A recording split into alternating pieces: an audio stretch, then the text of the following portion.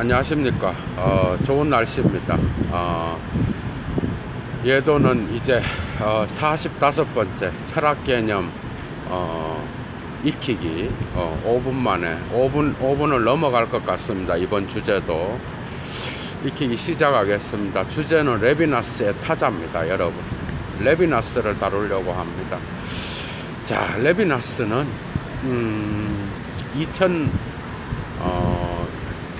1906년에 태어나서 리투아니아 쪽에서 태어나서 20년대에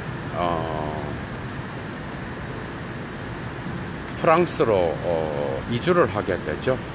정확한 10몇 년, 20년대. 그리고 20년대 중반에 프라이부르크로 와서 하이데거와 후설과 하이데거로부터 철학을 배우죠. 그리고 그는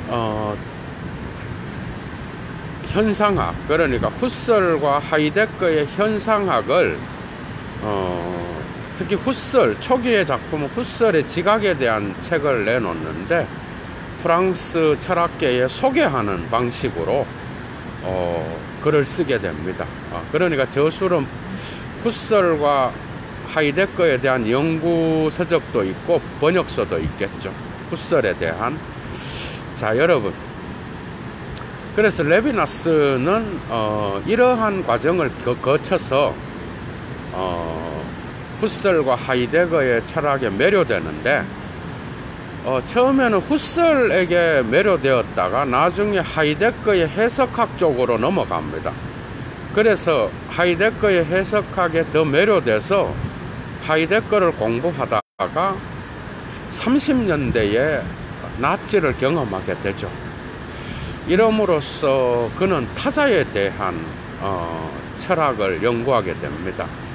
그래서 타자와 시간 뭐 이런 것도 그럴 작은 책들을 내놓게 되고, 어쨌든 주목받지 못했던 책이었죠, 초기에. 자, 이런 나치에 대한 어떤 경험을 통하여 그는 유대인으로서 유대 서구인이죠. 유대인으로서 철저한 억압을 경험하게 됩니다. 이름으로써 자기 선생들이었던 특히 후설과 하이데거, 후설 자신도 유대인이었으니까 어쨌든 후설과 하이데거에 대한 철학을 반성하게 됩니다. 엄청난 피나는 반성을 통하여 타자에 대한 어떤 주제로 이러한 하이데거, 특히 하이데거적 사유에 대한 깊은 반성으로 들어갑니다. 비판적 반성이겠죠. 이 반성을 통하여 레비나스는 헤겔, 칸트까지 타자에 대한 주제로 반성하다 보니까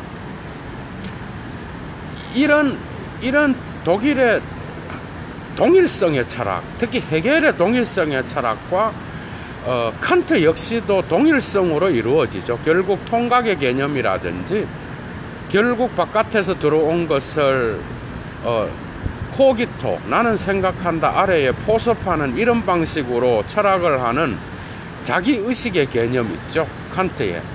이걸로부터 피테, 헤겔로 이어지는 이러한 동일성의 철학을 깊이 반성하게 됩니다. 레비나스는. 그러면서 독일 철학 전체를 관념론과 하이데거 철학까지, 그리고 후설도 여기 이 반열에 올려놓습니다. 후설도 를 전체성을 지향하는 철학으로 규정하고 타자의 개념을 마침내 데카르트의 철학에서 끌어내죠. 데카르트의 성찰을 반성하면서 데카르트의 제3성찰에 나오는 신존재 증명 있죠. 신은 코기토 아래에 들어가지 아니하고 코기토의 담론, 나는 생각한다, 고로 존재한다라고 하는 이 코기토의 바깥에 위치한 신존재 증명으로 데카르트가 나가는데, 거기서부터 철학의 출발을 해야 된다고 말했지 신을 부정한 게 아니죠.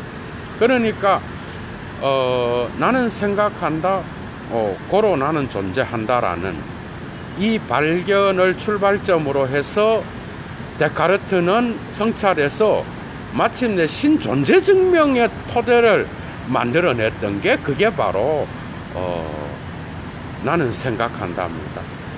그래서 데카르트는 제3 성찰에서 신존재 증명으로 들어가는데 이 신존재 증명을 하면서 특히 원인과 결과의 실체 개념을 갖고 옵니다. 그러니까 결과는 언제나 원인보다 크지 않기 때문에 그러니까 원인은 언제나 신입니다. 중세 철학부터 그랬어요. 철학 개념을 여러분들이 알아야 되는데 원인의 원인은 신이지 뭐 항상. 원인은 결과보다 크지 않기 때문에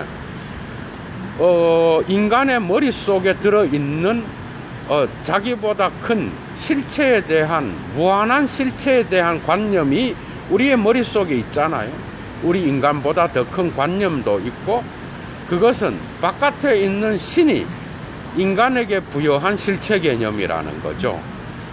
그래서 이 코기토는 코기토를 세워주는 토대는 바깥에 존재한다라는 거예요.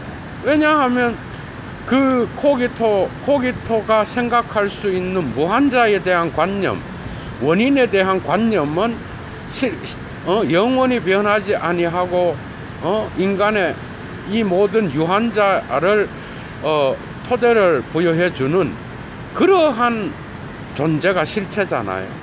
그래서 데카르트는 인간에게 실체는 정신과 물질이 정신과 육체가 실체라 그랬죠. 육체는 연장될 수 있는 모든 것이 실체라 그랬고 정신이 실체야. 그런데 이 두 개의 인간에게 있는 이러한 실체 외에 자연 세계에 있는 연장된 사물, 인간의 육체, 이러한 실체 외에 진짜 실체가 있는데 그 실체는 신이죠. 이런 방식으로 신존재 증명을 수행해 나갑니다. 그런데 우리 인간의 유한한 인간의 대가리 속에 무한자의 관념이 있는데 이 무한자의 관념은 바깥에 신이 주었기 때문에 있는 거지 우리의 주체 속에서는 생각할 수 없다는 거죠.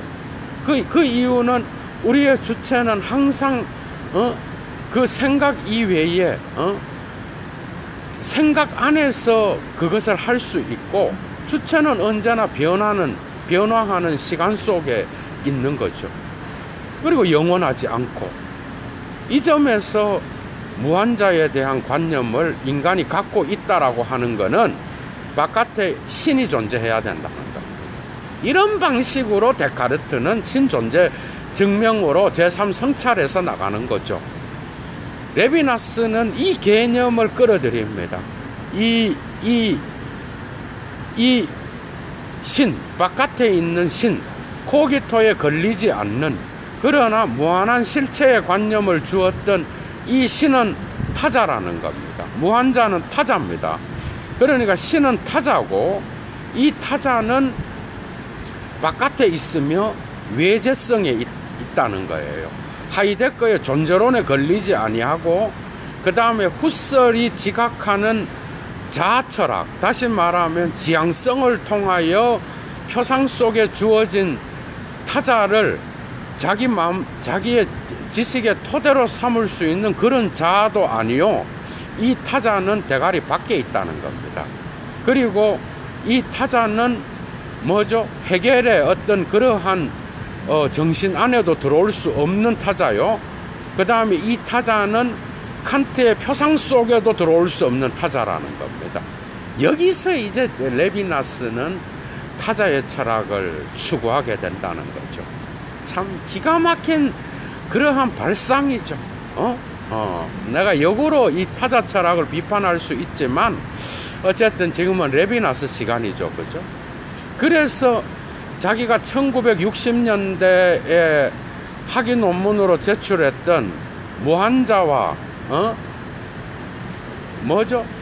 무한자와 뭐야? 전체와 무한자, 전체성과 무한, 전체성과 무한이라는 이 책이 나오면서 드디어 세계적인 철학자가 되죠. 레비나스가. 여기서 무한자는 바로 제가 금방 설명해 드렸던 데카르트의 무한자입니다. 제3성찰에서 증명하려고 했던 기독교의 신이라는 거죠. 레비나스는 유대 전통에 있었기 때문에 이 타자를 유대교의 신으로 갖고 갑니다, 여러분. 그러나 철학에서는 결코 이것을 제대로 얘기하지 아니하고 뭐 이게 유대교의 신이다 이래 말하지 않죠. 철학자는 유치하게 그렇게 안 나갑니다. 이 무한자를 대타자라 그럽니다. 왜? 레비나스의 책에서 대문자로 씁니다. 오트러, 로트러입니다. 오트러라는 이 대문자로 쓰는 이 대타자는 바로 데카르트의 무한자라는 개념입니다, 여러분. 이 무한자를 바깥에 세워놓고 타자의 철학을 전개하기 시작합니다. 자아의 철학은 일종의 나치, 그 다음에 나치가 만행을 저질렀던 권력자들, 오늘날의 지배자들, 그리고 타자들의 약자들을 이렇게 지배하고 통제하고 무제한적으로 권력을 행사해서 지배관계에 놓는 모든 자아, 모든 주인들을 자아라고 명칭합니다. 이 철학을 옹호하는 것은 바로 후설, 하이데거, 그 다음에 헤겔, 칸트 다 들어갑니다. 이 전체성을 추구하는 철학. 뭔가 데리다가 놓치고, 아니 레비나스가 뭔가 착각하는 게 있겠죠. 역으로 비판당할 소지가 상당히 많습니다. 그래서 예도는 전체성과 무한을 절대 철학이라고 보다는 윤리학서적이고 어떻게 보면 신학에 가깝다는 거. 신학에. 그렇다고 뭐 그 담론이 아주 순진하다는 건 절대 아닙니다. 아주 훌륭한데 상당히 문제점이 많은 타자의 철학입니다. 왜냐하면 자아와 타자를 그런 방식으로 규정할 수 있는지는 의문입니다. 상당히. 어쨌든 그래서 레비나스는 전체성의 전체주의의 어떤 사유를 행사하는 이러한 4명의 대가의 철학자들을 해체하기 시작합니다. 특히 하이데거의 존재론을 해체합니다. 존재 개념. 하이데거의 존재는 자아의 관점에서 현존재가 자아라는 거야. 이것도 문제가 큰 거예요. 이것도 현존재의 그럼 하이데거는 절대 이런 뜻으로 쓴 게 아니거든요. 헤겔, 칸트, 그 다음에 또 누구죠? 후설, 하이데거가 이제 전체성을 추구하는 철학자들로 여기에 들어가는데, 플라톤의 상기론 역시도 우리의 대가리 속에 이미 진리가 있다는 거거든. 상기론까지 다 깝니다, 레비나스가. 그래서 서구 철학의 형이상학 전체가 자아 철학으로 물들었다라고 하는 이러한 주장을 내세우면서 마침내 데카르트의 제3성찰에서의 제3성찰의 신존재증명에서의 그 무한자를 자기의 대타자로 끌어온다는 거죠. 이 대타자는 여기에서 유대교의 냄새가 납니다. 고아와 과부의 하느님 많이 들어봤죠, 여러분. 고아와 과부, 그 다음에 약자들, 무력한 자들, 그 다음에 억압받는 자들, 그 다음에 아무런 힘이 없이 지배자들의 지배관계 속에서 희생당한 자들, 이런 약자들을 레비나스는 거기에 위치시킵니다. 쉽게 말하면 소타자에 위치시킵니다. 그러니까 이 소타자, 대타자인 이 무한자는 언제나 타자로서 우리 칸트의 표상에도 안 들어가고, 그 다음에 헤겔의 어떤 절대 정신의 운동 속에 희생되지도 않으며, 정신의 운동 속에서, 그 다음에 후설의 지향성에 의해서도 그 대가리 속으로 편입되지 아니하고, 그 다음에 하이데거의 존재론으로도 편입되지 아니하는, 언제나 외재성을 강조한다는 거죠. 왜? 데카르트한테서 신은 대가리 밖에 있거든. 밖에서 자아를 존재하도록 하거든요.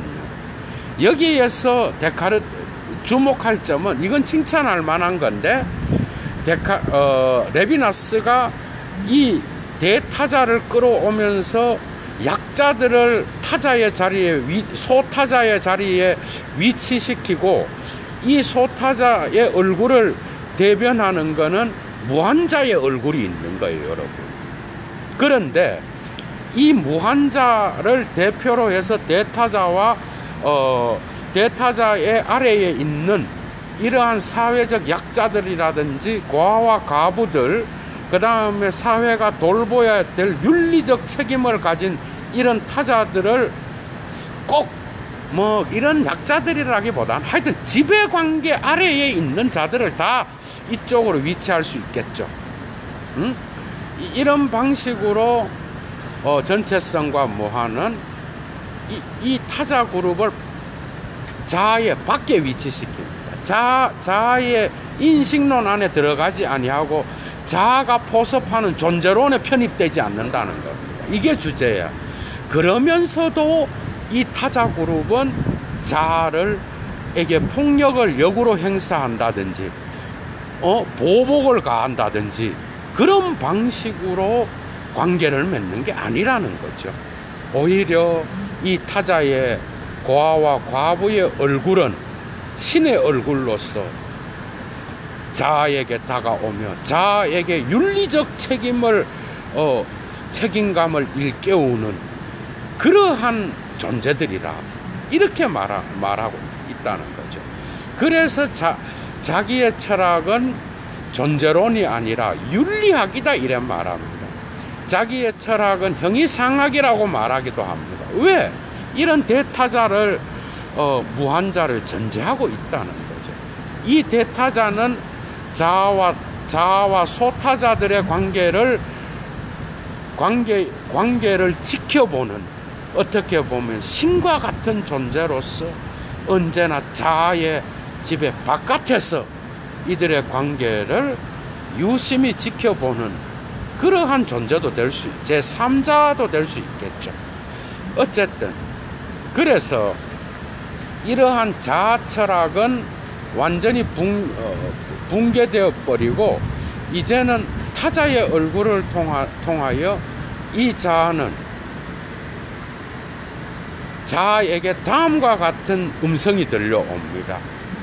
살해하지 말라. 기가 막히게 유대교적인 거죠, 여러분. 마치 구약 성서를 읽는 듯한 그런 느낌이죠, 여러분. 그죠? 살해하지 말라는 명령이 들려옵니다. 자아는 이 소리를 대타자의 소리로 듣습니다, 여러분. 그래서 이러한 무한자가 이 무한자가 이러한 소타자의 어떤 그러한 얼굴을 같이 비춰주는 그런 얼굴로서 자아에게 다가온다는 거죠. 자아는 이때 책임적 의식을 느껴야 된다는 거예요. 윤리적 책임. 사제나 목사가 해야 될 설교인데 어쨌든 예도가 오늘 하고 있습니다. 그래서 이러한 얼굴에 어떠한 형이상학을 갖고 오면서, 얼굴은 결코 여러분 포섭되지 않잖아요. 얼굴을 포섭할 수 있나요, 인식론적으로? 그러니까 이 얼굴, 야곱이 뭐라 그래? 야곱이 에서를 만났을 때 내가 신의 얼굴을 만나는 것 같다 그러거든. 아부도 참 그런 아부가 없죠. 얼굴로 다가오는 겁니다. 타자의 얼굴은 윤리적 책임을 요구하는 그런 얼굴이죠. 이런 얼굴을 자아는 인식을 하고 자기의 전체성을 포기하고 이제는 이 타자와의 올바른 관계 안으로 들어갈 수 있는 것은 타자의 얼굴에서 나타나는 그 살해하지 말라라는 그 명령을 듣고 윤리적 책임을 각성시킨다라고 하는 이런 독특한 철학이 여기에 들어 있습니다, 여러분. 그죠? 참 생각해 볼 거는 참 많습니다, 여기서. 그래서 전체성과 무한은 어떻게 보면은 나치에 의한 경험으로부터 나왔는데, 이것이 철학서적인 이유는 근대성, 모더니티에 대한, 모더니스무스에 대한 어떤 비판적인 걸 가하기 때문에 철학서적으로 읽힐 수 있겠죠. 왜냐하면 데카르트 이후부터 모든 철학자들을 소급하니까, 특히 독일 철학의 대가들을 소급해서 거기에서 타자, 그 인식론을 비판하는 방식으로 나간다라고 할 수 있겠죠. 그러니까 이 인식, 존재론이 아닌 이유는, 레비나스의 책이 존재론이 아닌 이유는 이런 겁니다. 이 타자와 자아가 존재론으로 통합되는 방법이 단절돼 있어요. 이게 단절돼 있으면서 서로의 책임을 얘기하는 거거든요. 그런 구도로 전체성과 무한성을 여러분들이 봐야 됩니다. 그래서 이 대타자와 소타자의 개념도 여러분들이 잘 익혔을 줄로 생각을 하고, 참 5분이 또 길어졌습니다. 참 할 얘기는 너무나 많고, 제가 레비나스와 질 들레즈, 그 다음에 데리다에 대한 강좌를 1차 자료 강좌는 아니겠지만 단편 강좌 1시간짜리로 앞으로 계속 할 것을 여러분들께 약속드립니다. 자, 오늘은 레비나스의 타자 45번째 시간이었습니다. 좋은 하루 되시고요. 예도는 물러가겠습니다. 그리고 아직 구독 안 하신 분 구독하시고, 특별히 유튜브에서 꼭 좋아요 까먹지 마시고 눌러주세요. 예도는 물러가겠습니다.